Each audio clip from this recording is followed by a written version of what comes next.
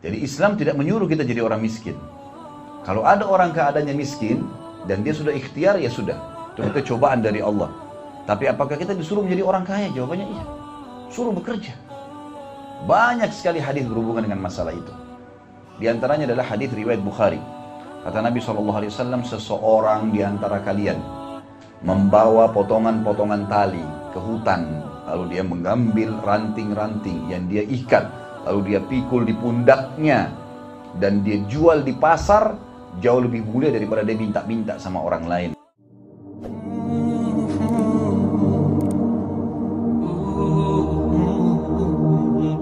Jadi Islam tidak menyuruh kita jadi orang miskin. Kalau ada orang keadaannya miskin dan dia sudah ikhtiar, ya sudah. Itu cobaan dari Allah. Tapi apakah kita disuruh menjadi orang kaya? Jawabannya iya. Suruh bekerja. Banyak sekali hadis berhubungan dengan masalah itu. Di antaranya adalah hadis riwayat Bukhari. Kata Nabi SAW, seseorang di antara kalian membawa potongan-potongan tali ke hutan, lalu dia mengambil ranting-ranting yang dia ikat, lalu dia pikul di pundaknya, dan dia jual di pasar, jauh lebih mulia daripada dia minta-minta sama orang lain. Berarti disuruh kerja, gitu kan? Gak boleh mengemis ini. Hadis yang kedua, kata Nabi SAW, siapa yang membuka pintu afaf, afaf itu kemuliaan. Kalau dia mau menerima sesuatu dari orang, dia berikan jasa, gitu kan? Kecuali Allah bukakan pintu kekayaan, dan siapa yang membuka pintu mengemis, maka Allah akan bukakan baginya pintu kemiskinan. Ini teman-teman bisa lihat di ceramah saya di YouTube, ada judulnya Saudaraku Nilai Rahasia Rezekimu. Panjang lebar saya jelaskan tentang masalah poin itu. Baik, kemudian hadis yang lain juga, kata Nabi SAW, ma naqasa malu min sadaqah, tidak akan berkurang harta seorang hamba karena sedekah. Artinya dia akan mendapatkan banyak sekali. Di sini motivasi untuk sedekah. Saya kasih contoh teman-teman. Saya sekarang kalau sholat ke masjid, saya dapat pahala kan? Karena saya sholat ya. Baik. Kalau saya ajak teman saya ajak Pak Widi, ayo kita sholat ke masjid yuk. Beliau ikut sama saya sholat sama-sama. Saya dapat pahala misalnya 10, Pak Widi dapat 10, tapi saya dikasih sama Allah nilai 10 pahalanya beliau, karena saya yang ajak kan gitu. Sampai sini jelas ya? Baik. Sekarang, sadar atau tidak sadar teman-teman sekalian, pada saat saya sama Pak Widi lagi sholat di masjid, maka ada orang yang panen pahala kami semua. Ada imam, panen pahala makmumnya. Ada muadzin, panen pahala imam dan muadzin dan makmum, imam dan makmum. Dan ada orang yang panen semuanya pahala, yaitu orang yang berinfak membangun masjid. Pakai harta bukan? Pakai harta. Kan gitu. Jihad di jalan Allah. Semua ayat jihad teman-teman, Allah mengatakan selalu dimulai dengan bi amwalikum wa anfusikum. Dengan harta kalian dan jiwa kalian. Harta kalian, jiwa kalian. Harta terus ini disebutkan. Kan gitu. Sekarang saya haji dapat pahala. Baik, kalau saya punya kelebihan rezeki, saya hajikan orang, 10 orang. Sampai Abdullah bin Mubarak rahimahullah, salah satu ulama tabi'in, pernah menghajikan satu kotanya dia di Irak. Karena kayanya dia, dihajikan semua orang. Dan saking yakinnya, sedekah menyebab datangnya rezeki dilakukan sama dia. Dan terbukti. Makin banyak. Teman-teman mau dapat ikan paus pakai kapal tanker. Mau dapat ikan paus pakai kail, gak bakal dapat. Saya orang miskin lewat 1.000 rupiah, 2.000 rupiah. Terus begitu. Tapi mau dapat ikan paus, mau kesehatan, mau kekuatan, mau keturunan, mau... cerewet betul sama Allah gitu. Tapi pelitnya luar biasa. Mana bisa nyambung ini? Kan gak mungkin. Keluarkan yang besar, Allah kasih yang besar. Dalam hadis Bukhari dikatakan Allah SWT berfirman, kata Nabi SAW, ya ibna Adam, anfik alaik. Hai anak Adam, berinfak di dalamku, maka aku akan berinfak untukmu, kan gitu.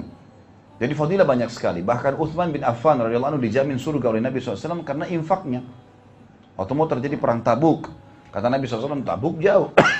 Tabuk jauh, musim panas. Butuh tunggangan, tidak bisa orang jalan kaki. Harus semua pasukan pakai unta atau pakai kuda, gitu kan. Nabi SAW tahu, kurang ini, nggak ada apa-apa. Siapa yang mau berinfak di jalan Allah? Kita butuh tunggangan nih. Uthman bin Affan pikir sedikit pasukan. Beliau bawa 100 ekor kuda. Kalau kita sekarang ini 100 mobil tank. Gitu. Kuda seperti mobil tank. Gitu. Bawa 100 kuda dengan perbekalannya. Lengkap, mujahidnya tinggal naik ke atas. Pedangnya sudah ada, panahnya sudah ada, makanan sudah ada. Sudah lengkap semua. Tinggal naik. Jalan gitu kan. 100 ekor. Kata Uthman, ya Rasulullah ini. Kata Nabi SAW, bagus Uthman yang kau lakukan. Siapa lagi mau berinfak? Ternyata Nabi masih butuh nih. Utsman bilang, ya Rasulullah, saya. Dibawa lagi 100 ekor kuda, lengkap dengan semua bekal-bekalnya. Ini ya Rasulullah. Kata Utsman pikir sudah cukup. Kata Nabi SAW, bagus yang kau kerjakan, hai Utsman. Siapa lagi yang mau berinfak?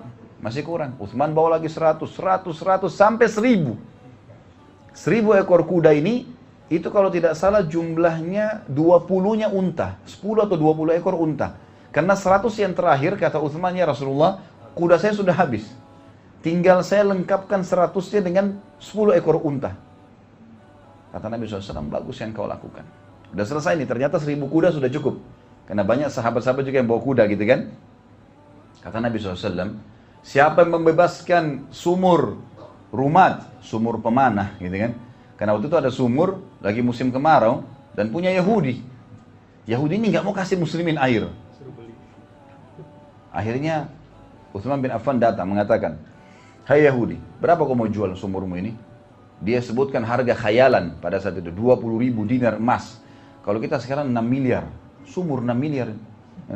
Saya gali sumur di yayasan cuma 10 juta, sudah satu kampung bisa pakai gitu kan. Sumur 6 miliar dari mana? Tapi dia kaget, Utsman bilang, saya beli. Ini uangnya. Yahudi itu saking gembiranya dikasih Utsman sumur sama kebun kurmanya. Ambil sudah semua. Utsman bin Affan wakafin. Apa kata Nabi SAW? Tidak ada lagi yang bisa menghalangi Utsman masuk surga setelah apa yang dia buat hari ini. Infak. Itu harta membuat dia masuk surga, teman-teman sekalian. Berarti sekarang untuk mengadakan pahala salah satunya dengan ilmu, dengan harta, kan gitu. Berarti Islam suruh kita untuk itu, teman-teman sekalian. Kan itu. Kita buat lahan pekerjaan buat orang, ya kita berinfak, kita berikan nafkah kepada istri dan anak, kita memberikan kepada orang tua, segalanya pahala. Jadi ibadah kita ini banyak berhubungan dengan masalah harta. Oleh karena itu Islam menyuruh kita untuk menjadi orang yang mampu. Ada hadis yang lain juga riwayat Bukhari Muslim. Pernah teman-teman sekalian ada sahabat-sahabat miskin datang mengatakan, ya Rasulullah, ya, kami ini miskin dan kami dikalahkan amalnya dengan sahabat-sahabat kami yang kaya. Kami sholat, mereka sholat. Kami puasa, mereka puasa. Tapi mereka punya kelebihan. Mereka berinfak hartanya kepada kami. Kami nggak punya harta. Nggak bisa ikutin ibadah itu, nggak ada. Pandukan kepada kami amalan yang kalau kami kerjakan, kami sama mereka pahalanya. Kata Nabi SAW, bacalah Subhanallah 33. Alhamdulillah, Allah Akbar 33. Dan ini termasuk juga boleh dibaca walaupun bukan habis sholat. Gitu kan? Karena Nabi SAW pernah juga perintahkan Ali dan Fatimah radhiyallahu anhuma untuk membaca pada saat mereka sudah capek bekerja, untuk menghilangkan capeknya. Maka sahabat-sahabat miskin pulang, amalin tuh. Karena ternyata subhanallah, alhamdulillah, Allah Akbar 33 ini sama dengan orang-orang pahalanya berinfak, gitu kan. Rupanya mulut demi mulut, orang kaya dengar. Mereka amalkan juga. Datang lagi orang-orang miskin, ya Rasulullah, yang kaya amalin lagi. Maksudnya mau amal apa lagi nih, gitu kan. Kata Nabi SAW, "Dzalika fadlullahi yu'tihi man yasha." Itu karunia Allah yang Allah berikan kepada siapa yang dia inginkan. Kan itu. Berarti saya tidak bisa lagi. Ya udah, itu kelebihan yang Allah kasih mereka. Resiko, gitu kan. Makanya kalian bekerja. Dan subhanallah, kata ulama, tidak ada orang yang memulai usahanya dengan modal yang benar, produk yang benar, sistem yang benar, kecuali Allah berkahi. Kalau ada masalah di usaha antum, perhatikan 3 hal ini. Gitu kan. Modalnya, produknya, sistemnya. Halal, diberkahi. Tidak usah datangi orang-orang bodoh dan orang-orang tidak normal. Ya. Yang di Indonesia dulu dukun kalau ketangkap dibakar, gitu kan? Karena dukun ini sudah rusak, namanya diganti dengan orang pintar. Ganti sekarang, orang bodoh. Orang paranormal, di atas normal, enggak, orang tidak normal semuanya. Minta tolong sama dukun-dukun, jin. Enggak perlu semua. Orang di sekitar Masjid Haram Nabawi dan Masjid Haram Mekah tidak pakai pelaris-pelaris, laku semua kok tokonya. Kata kuncinya, modalnya halal, sistemnya halal, produknya halal. Tawakal kepada Allah sisanya. Akan diberkahi. Innamal a'malu binniyat. Allah akan berikan itu. Nah teman-teman sekalian, karena besarnya fadilah ini, dan di sini hadis mengatakan, dan Allah membuka untuknya berbagai jenis harta seluruhnya. Artinya bisa seseorang itu menguasai banyak bidang. Bisa dia buka usaha ini, usaha itu, bisa. Nah, Allah SWT tidak pernah batasi. Nggak dibilang orang muslim itu cuma punya harta sekian dinar, enggak. Bebas. Sampai Abdurrahman ibn Auf radhiyallahu anhu pada saat beliau meninggal, itu waktu mau dibagi hartanya, emasnya karena sudah terlalu banyak di gudang, selain yang diinfak ini, dikeluarkan banyak, datang lagi terus Allah kasih. Itu dipukul sama kampak, dipecahin sama kampak, emas-emasnya itu, sampai yang mukul tuh tangannya memar, atau mau dibagi-bagiin ke ahli warisnya. Itu pun masih ada lebih, diinfakkan lagi di jalan Allah, gitu kan. Jadi mereka memang kaya raya, tapi mereka lakukan itu, ya, dengan cara sedekah. Nah, di sini syaitan teman-teman sekalian mau merusak itu, dengan niatnya diganggu. Kasih orang karena riya. Nah, gitu. Karena mau dipuji. Untuk apa dipuji sama orang ini? Gak usah dipuji teman-teman sekalian. Kasih, sudah tutup mata saja, selesai. Dan semua amal soleh yang pernah kita kerjakan, lupain sudah. Udah usah dikenang-kenang. Gak usah dikenang. Pernah infak, pernah sedekah, pernah haji, pernah umroh, udah selesai. Udah aman, ada sekretaris nggak dibayar kiri kanan nih. Catat semua. Allah mengatakan dalam Al-Quran, A'udzubillahi minasyaitonirrajim, ma yalfidhu min qawlin illa ladaihi raqibun atid. Tidak ada satupun ya kalimat yang keluar dari seseorang kecuali pasti akan dicatat oleh malaikat. Tidak pernah tidur. Malaikat nggak tidur. Selalu ngawasin kita, gitu ya. Jadi harus difahamin poin ini teman-teman sekalian. Sudah aman, amal-amal saleh yang kita kerjakan sudah aman. Tidak usah diceritakan, tutup mulutnya. Bukan berarti teman-teman kalau takut riya, kemudian kita itu sama sekali tidak jawab kalau orang tanya, ini salah juga. Kalau kita mau ke masjid, ada orang tanya, mau kemana Pak? Salah. Oh mau sholat ke masjid, nggak apa-apa, kontrol diri bisa. Karena kadang-kadang memang harus kita jawab, kan nggak mungkin. Iya kan? Atau kita mau berinfak di depan umum, ada orang miskin lagi minta, akhirnya kita nggak kasih gara-gara takut riya. Ini riya sendiri nih, nggak boleh. Orang minta depan kita kasih. Lalu bagaimana caranya? Kontrol. Karena riya pasti terlintas dalam kehidupan seseorang di antara kita, gitu kan?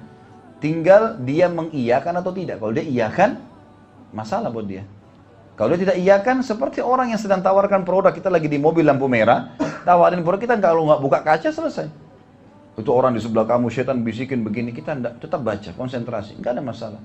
Kalau kita terbawa dengan arus itu, nah baru kita riya.